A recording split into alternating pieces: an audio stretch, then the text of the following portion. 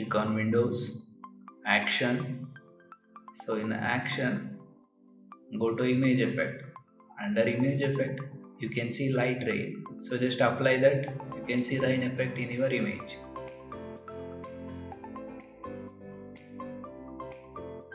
If you want to increase the rain drops, so just copy the same effect in different layers.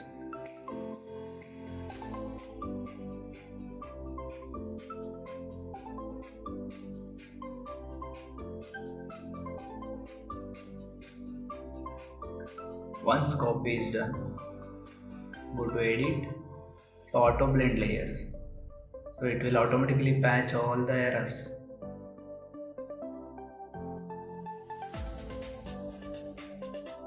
So then according to your image, increase and decrease the opacity value of the rain.